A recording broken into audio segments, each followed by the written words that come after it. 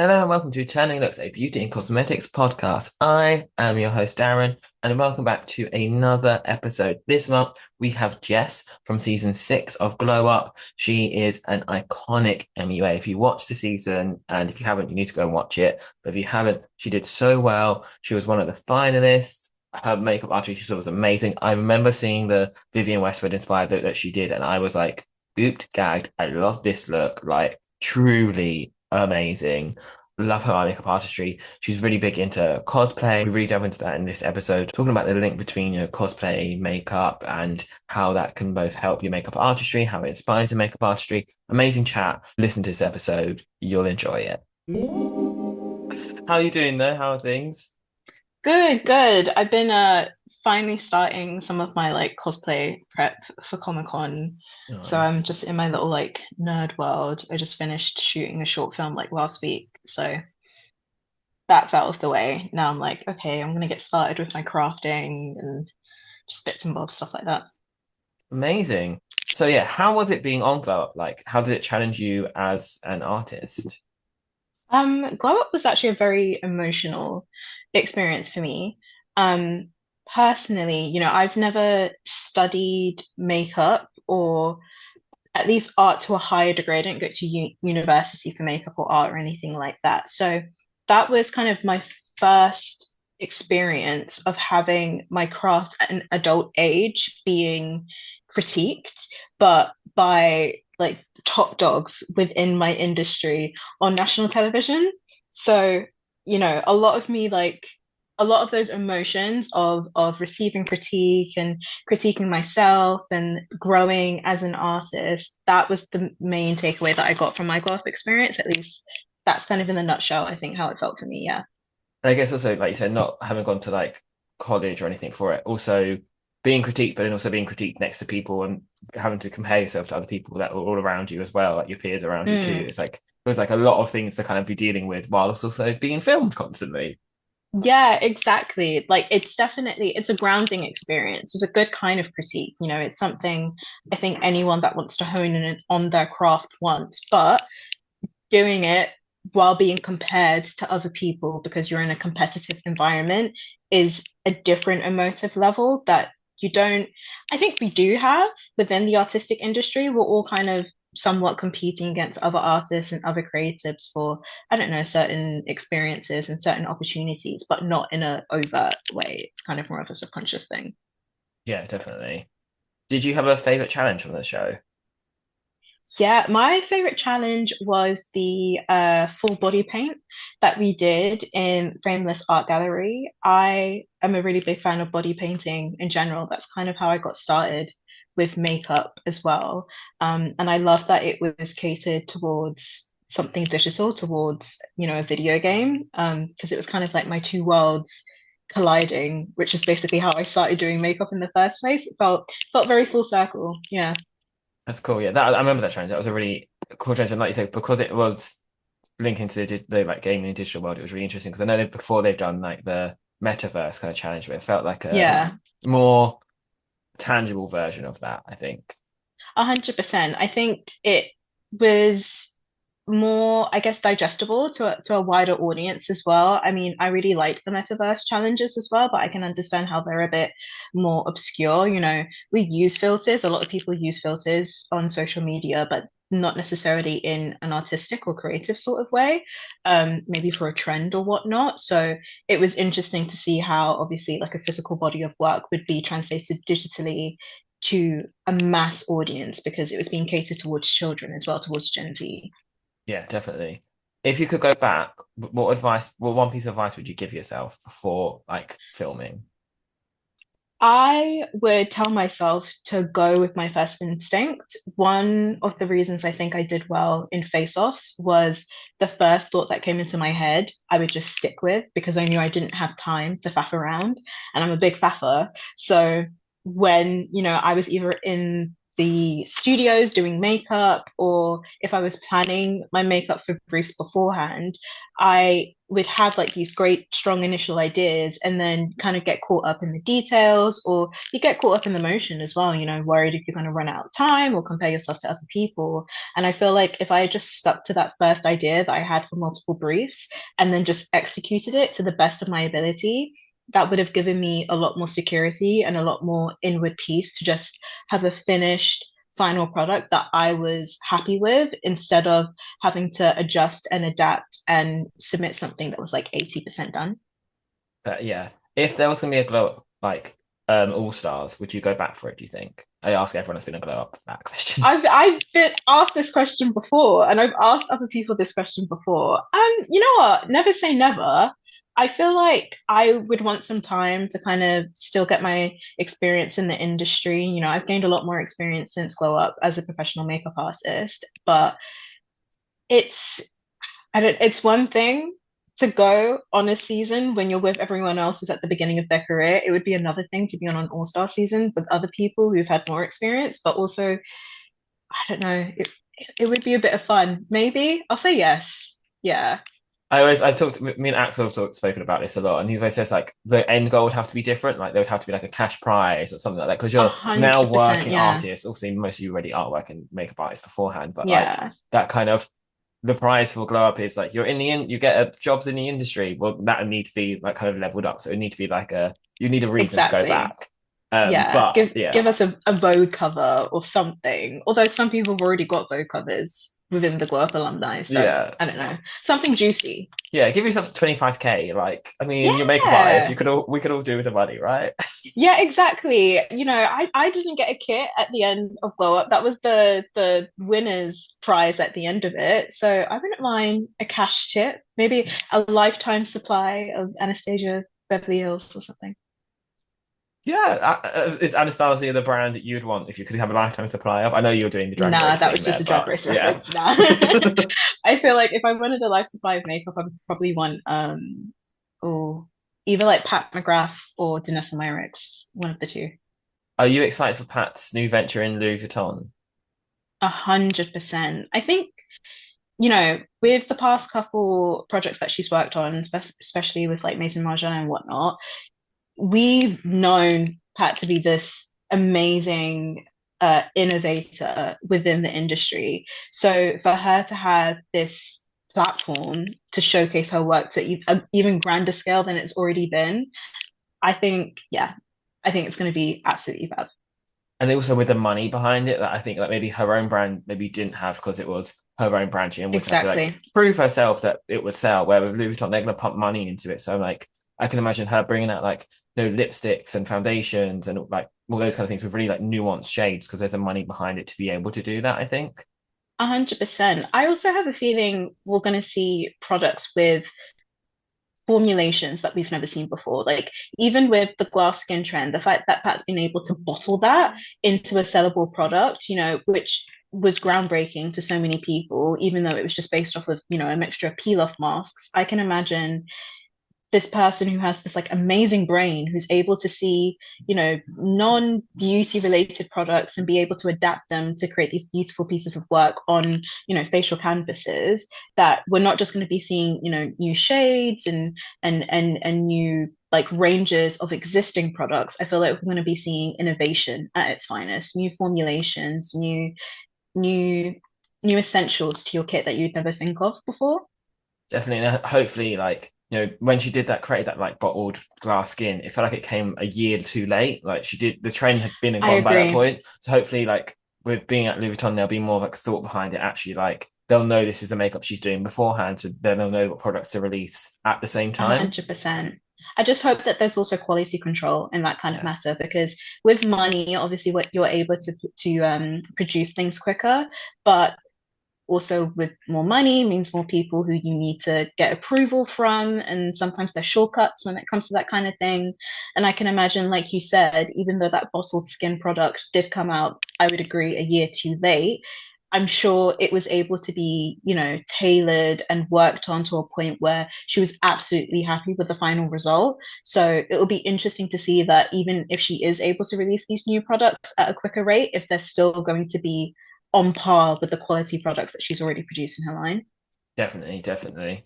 And talking about like creative makeup, I think that's like one of the things you're kind of really known for, like you do now is like amazing creative, like cosplay makeup and things like that. What drew you to the kind of world of cosplay and what do you love most about it? Honestly, the basis of it is just that I'm a huge nerd in general.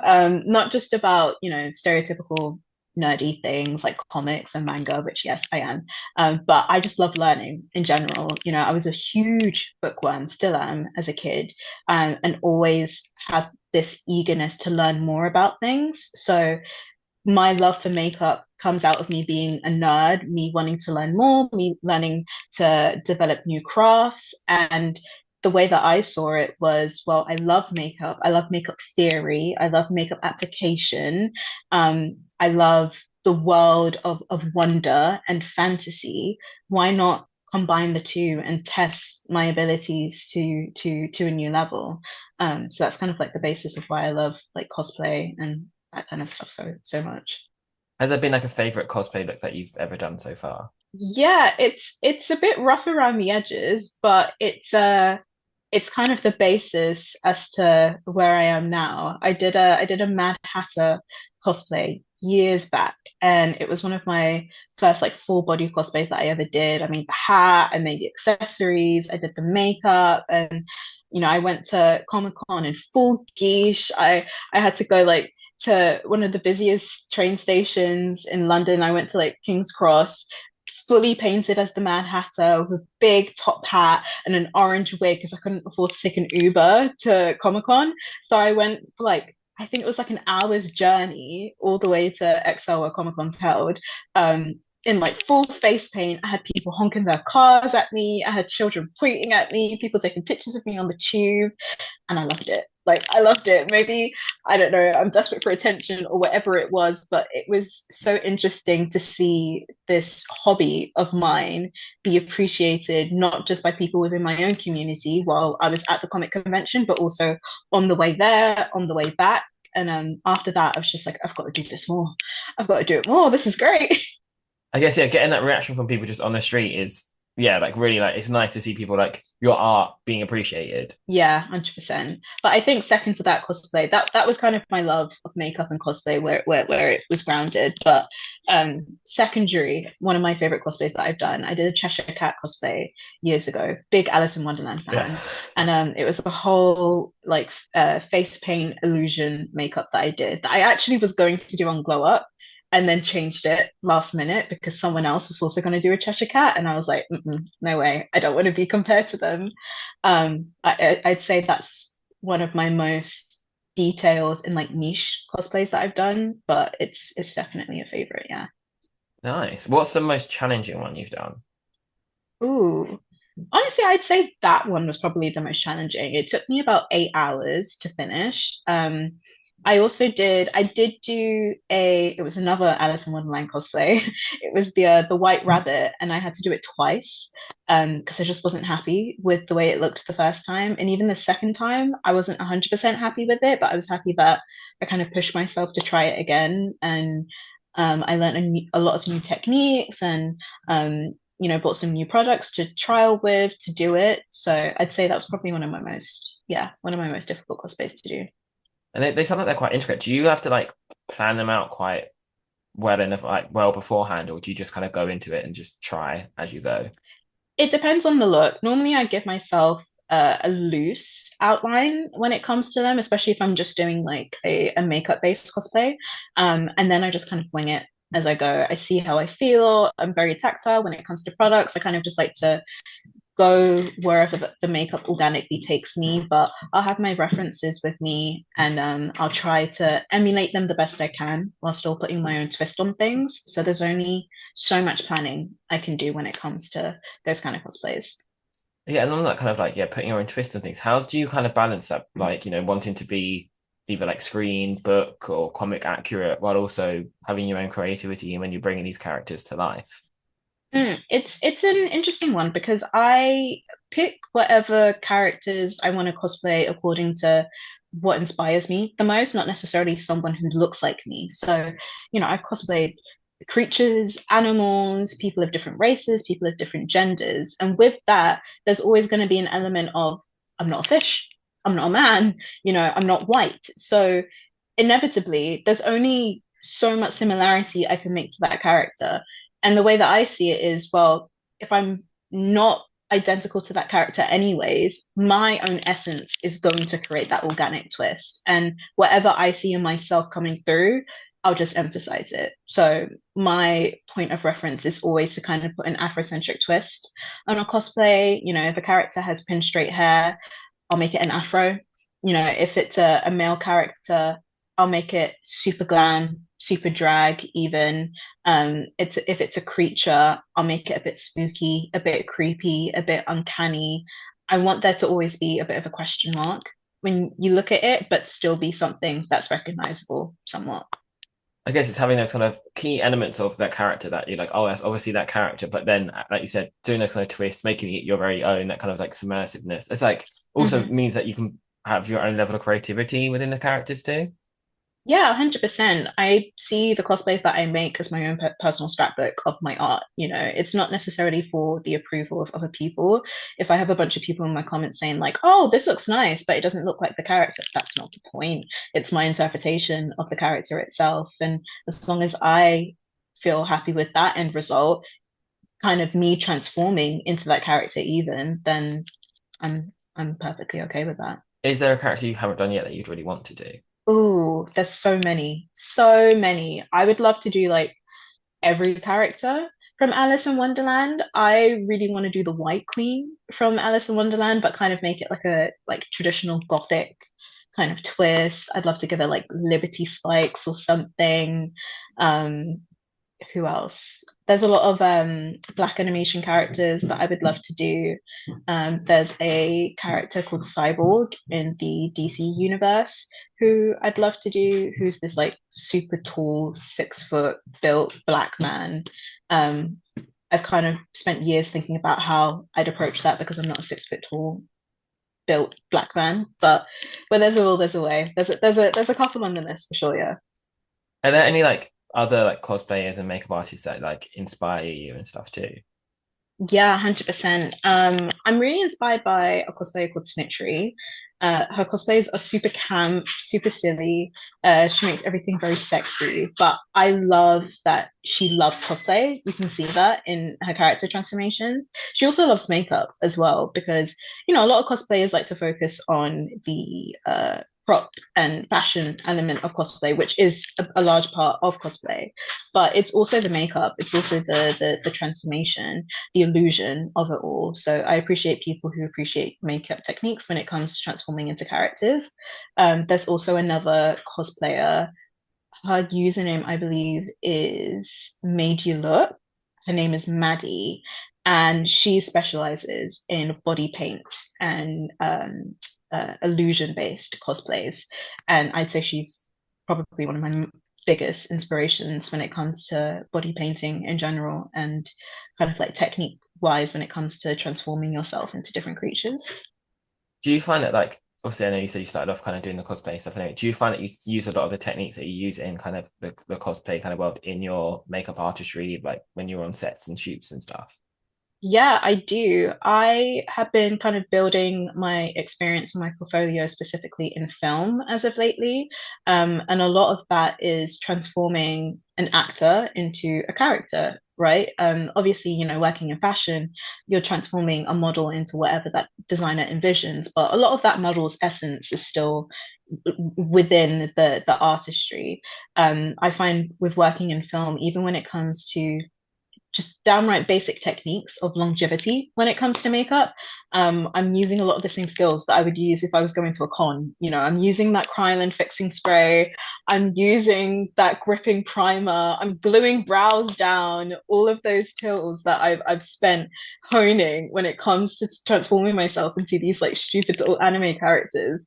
They've come full circle, and yeah, I actually use them a lot when it comes to film and theater.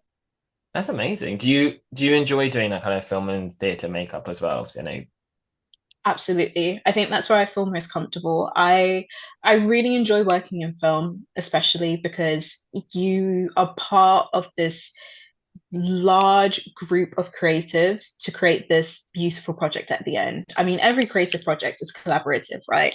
But I find, especially with film, you know, the, the acting doesn't start until the makeup's done. You're kind of the most important person in the room at that time. You know, everyone's waiting on you to make sure the actors can be on set. And once you've finished it, once you've done a good job, and you know those actors are set to do their job for the day, you can sit back and see every part of the working mechanism that is a film set, and how you're able to make such a beautiful project at the end of it, but it be reliant on so many different people and so many different pieces and so many different skill sets as well. It's such a beautiful thing to see. So yeah, I'd say theatre as well. I kind of get the same feeling from. I love them both. is there a moment when you're doing someone's makeup that you can see the character kind of them coming to the character, like they look at themselves and be like, oh, now I'm in character mode. Yes, absolutely. I did a short film a couple months ago that was it was a period drama, and I was transforming these three actors into different queer characters across different decades. Sometimes transforming them into like three different decades in one day.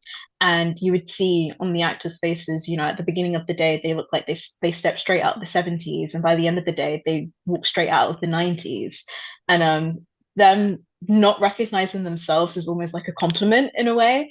I had an actress who I fake thinned out her brows for a 90s look, and she was so amazed that I was able to do it in such a short amount of time.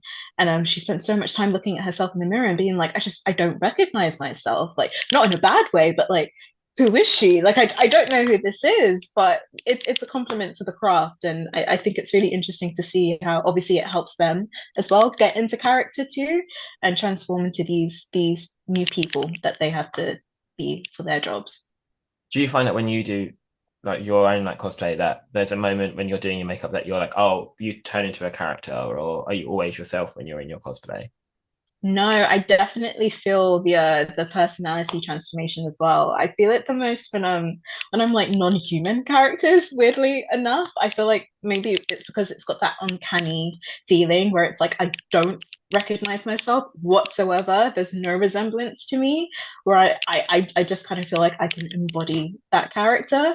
I used to do a lot of like cringy acting cosplay TikToks way back in the day of like 2020 and stuff like that. And I was always like feeling the fantasy when I was like in full face paint and stuff. I don't do them now, but I wish I still did. They were really fun. Do you think there's like a growing appreciation for like SFX and cosplay makeup in the mainstream like beauty kind of world? 100%. I think special effects makeup has become a lot more accessible as well because of social media platforms. You know, you are able to learn how to use liquid latex just by typing it in to YouTube, and the world's at your disposal then. And even, things like Amazon and different suppliers who are making special effects products more accessible means that it will naturally start to spill into the mainstream as well.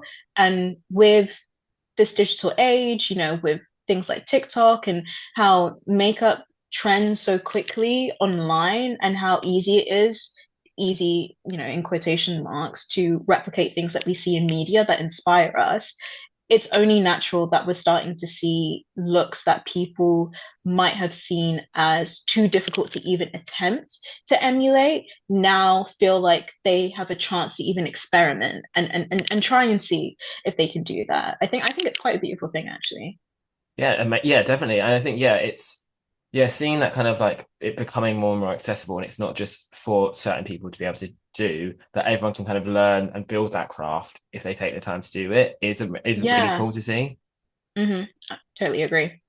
Is there a character that you've done? If there was, is there a character that you've done that the universe that character is from you would love to live in? I'm assuming it's probably going to be Alice in Wonderland, but who knows? Actually, no. If I could live in any universe of the character, it would be Steven Universe. I've done two Garnet cosplays before. Um, like a pretty much like matriarchal universe full of like diamond crystal characters and beautiful makeup and beautiful hair adornments. That sounds like my kind of universe. I'd love to live there. Love it. And also when you go to like Comic Cons and stuff, how is that like seeing other people like you doing like the same kind of thing as you? Is that always like a joy to be part of? Honestly, Comic Con to me is like Christmas. I like as soon as it's finished, I'm waiting for the next one. I love it so much. It is a very beautiful place. It for me, honestly, is like it feels like home. It's a place where I feel like I belong. You said it perfectly. It's a place where you see other people who enjoy the same craft as you and enjoy sharing the same hobbies as you, and it feels so familiar. It feels very welcoming. It feels very safe. And also, it's a place where people are encouraged to compliment others' craft and others' hard work.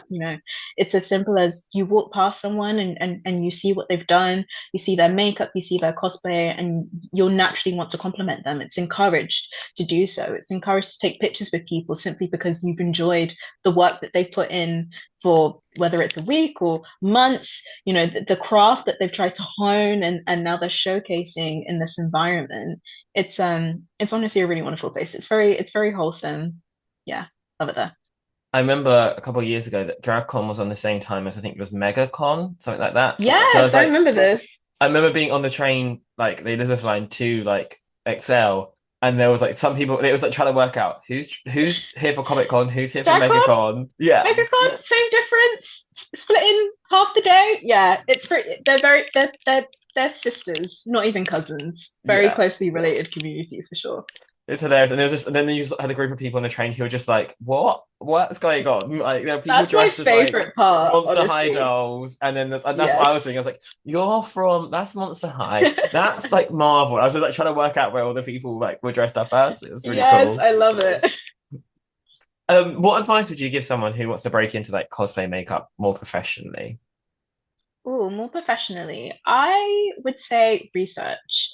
Coming from a professional nerd, there is so much knowledge at your disposal. There are a lot of tools, a lot of tutorials, patterns online that you can use to help elevate your craft. Of course, you've got things like uh, AliExpress and eBay where you can just kind of like buy a costume ready made. But I see makeup as a way to especially elevate a cosplay that's store bought, for instance. I think that illusion and transforming yourself into that character could really help polish everything. And there are so many tutorials online, especially when it comes to like transformational makeup, special effects makeup that you can use and to adapt to your character and kind of give it that polished look. Amazing. Well, that's kind of, I think, all the questions I had. Thank you so much for coming on. Thank you for having me. Yeah, of course. And that's all we have time for this month. Thank you so much for listening to the episode. Don't forget, as always, if you liked it, please do share it with your friends who are also into makeup and beauty. I'm sure they'll enjoy it too. If you did, leave it a good review, leave comments below, and don't forget to follow us on Instagram and TikTok, and to follow Jess on Instagram and her other social media platforms. So her Instagram handle is it's just Jess, but the first I is a number one. So one, it's Jess. Do follow her on social media. She creates some amazing, amazing makeup artistry and content on there. That's it for this month. Come back next month for another episode, and we'll see you then. Bye.